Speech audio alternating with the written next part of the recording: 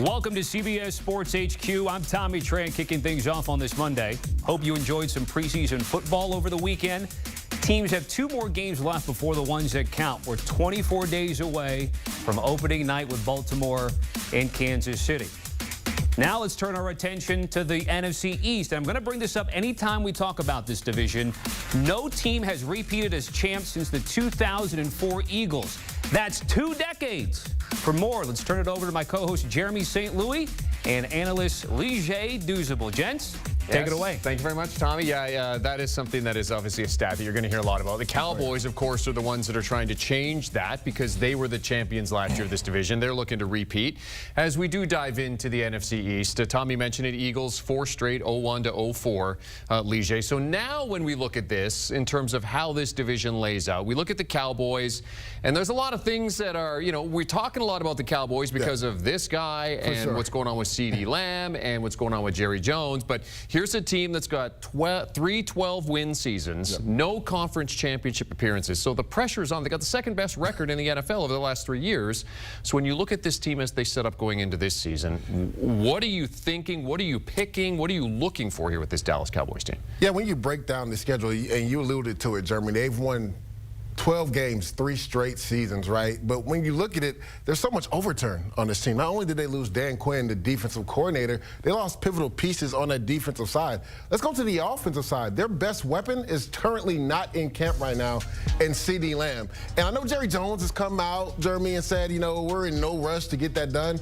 That's hogwash. This guy is literally the focal point of the offense. I have them actually going 9-8, which is, a stark trash from what we've seen from them the last 3 years, and it's because the overturn on the offense and the defense. We talked about the offensive line. They lost Tyler Biadasz to the Washington Commanders. They also lost Tyron Smith to the New York Jets. So now you're going to be banking on 2 rookies, Tyler Guyton, who has looked good in camp, and also Cooper Beebe to play the center position. That's a lot of overturn. I think the biggest concern for me right now, Jeremy, is that CeeDee Lamb is not in camp. We've seen a history of guys that have either held out or were franchise tagged and didn't show up to camp because they didn't have to, because they weren't under contract, and they've struggled to start the season fast. I think that's going to bite the Cowboys in the butt if they do not get CeeDee Lamb in camp, because as a veteran, you need about 2 solid weeks of training camp to really get going. We even saw the same thing happen with Chris Jones last year, Jeremy, where he missed all the way up through week 1, and it took him a little bit of time to get going. Now, he came on strong at the end of the season, but really struggled in the beginning. So when you look at this Dallas team, too much overturn on the offensive, defensive side. Dak Prescott, nobody likes to play in their last year going into their final year of their contract. And then their #1 weapon on offense, CeeDee Lamb, is still not there. And when you looked at the schedule breakdown, kind of how you set it out, it's like a kind of a mixed bag, wins, losses, but then they kind of put things together in that stretch. Near the end of the season there, where you've got them getting 4 wins in a row between the Giants and the Buccaneers. Starting on Thanksgiving, they really go on a nice little run to end the season, you think? Yeah, they have a gauntlet week 8 through 12 with the 49ers, Falcons, Eagles, Texans at Commanders, but you talked about it. They can really go on a run the back half of that season because they play the Giants at home, the Bengals at home, the Panthers, who we feel are going to be in a revamped year as well, the Buccaneers at home. They always split with the Eagles, so I gave the Eagles the win at Philadelphia, and then they get the Commanders at home. So they could make some hay. And Jeremy, we know this, the NFC is not as strong as the AFC, so could 9-8 potentially get you in? I think it does get you in the playoffs. So it'll be interesting to see this Dallas Cowboys team and how they start off, because like you said, in the beginning, I kind of have them loss, win, loss, win, loss, win. Then they have a gauntlet week 8 through 12, but they can really come on strong the back half of the season. 9-8 finish. All right, so the Philadelphia Eagles are the favorites to win this division at -145, but this is a team, Lige. I mean, they changed both coordinators in the offseason, right? They had 1 win down the stretch last season. So when you look at this Eagles team, what's the potential? How far do you see them going as the favorites to win this division? I think they can win this division and maybe even get to the NFC Championship game, Jeremy. I really do. When you look at this team, even though they went through the coordinator change and even changing their defensive coordinator halfway through with Matt Patricia taking over on the defensive side, this team still went to the playoffs, and they were winning a lot of ugly games last last year. I think what people have to understand, Jeremy, is when you change coordinators, and they lost both of their coordinators 2 years ago in 1 year to become head coaches, there's an acclimation period that goes on to that. And the Eagles struggled through that last year, but they were still able to make the playoffs. Now they bring in Kellen Moore, Vic Fangio, and it'll be Vic Fangio's job to make sure that he's getting every bit of talent out of this defense, right? Hassan Reddick is no longer there. Bryce Huff, Nolan Smith, they're going to really depend on these young guys to not only get after the quarterback, but also stop the run and set those tough edges as well. Had some issues in the secondary. They went and got an old friend. C.J. Gardner-Johnson, when he was with the Eagles, Jeremy, led the league in interceptions. So they've really revamped and retooled that secondary.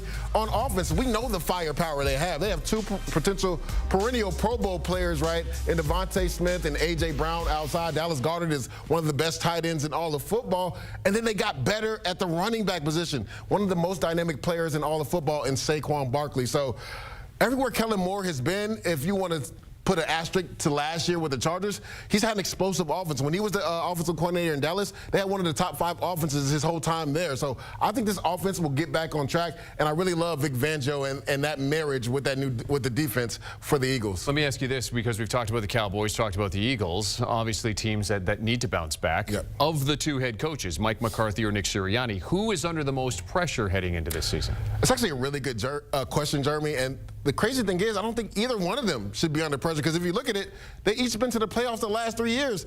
Nick Sirianni just went to a Super Bowl 2 years ago, and you're talking about this guy being on the hot seat? That's where we're at in the NFL right now? You don't think teams like the Carolina Panthers, my New York Jets, would love to have a coach that has taken their team to the playoffs for 3 years in a row? But just because the aura of the star, I'm going to give the edge for more pressure to Mike McCarthy, just because you talked about the playoff struggles. At least Nick Sirianni has had some success in the playoffs going to a Super Bowl just 2 years ago.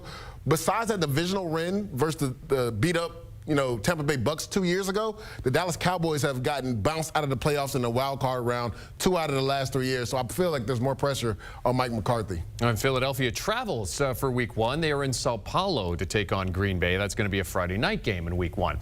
All right, it's all change in Washington. New head coach, new general manager, new face of the franchise, and quarterback Jaden Daniels, who looked he looked pretty good in his brief appearance on Saturday. So how are you viewing the Commanders with all of the change there and kind of that shift in focus in terms of how they want to present themselves as a franchise and as a team in terms of the work ethic Dan Quinn wants to put in there? Jeremy, this is my sleeper team in the NFC. Okay. And it all depends on the growth, obviously, of Jaden Daniels. You talked about it. His debut in the NFL Saturday versus the New York Jets looked really good. Big completion down the right sideline to Douzable Brown for 40-plus yards. We saw the elusiveness on the zone read to keep the ball and get into the end zone. And I had the privilege to actually watch him versus the Jets in the cross practice, right? The one thing that I really loved about him, Jeremy, I think he's tailor-made for this Cliff Kingsbury offense. They're going to be in shotgun a lot, pistol set. And when I say pistol set, shotgun with the back behind. What that does, it makes the defense really think you can do run, play action, pass, or you can do the zone read off of that, which we saw in that game versus the Jets. The thing about him, he was playing a really good defense, and he never tried to force the ball into coverage, right? If something wasn't there, he took the check down. He didn't take any unnecessary sacks, and you saw the elusive ability just like we saw in that game Saturday.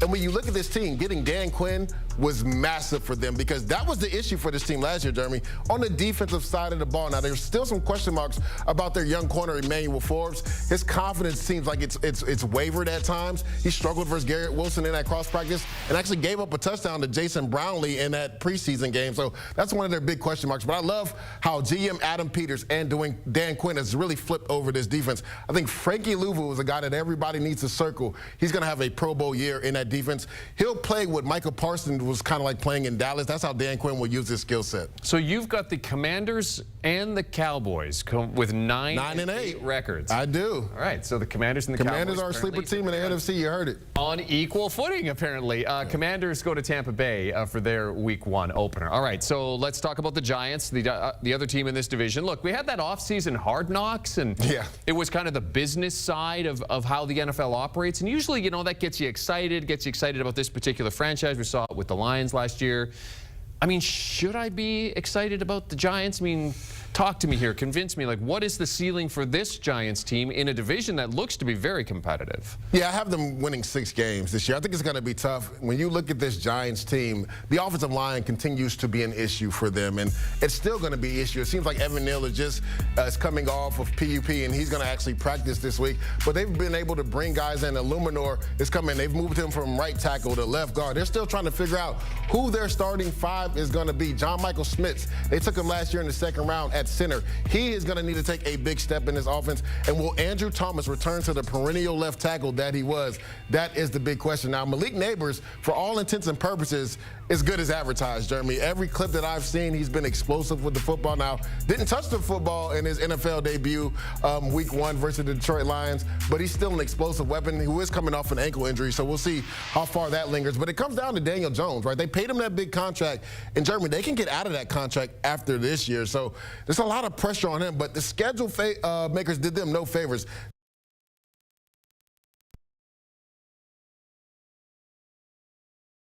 At the Browns, they have the Dallas Cowboys, at the Seahawks, the Bengals, Eagles, Steelers. Like, that is a gauntlet to start the season. So, honestly, have them starting 1-7, and it could be over with for them by then, by midway point in the season.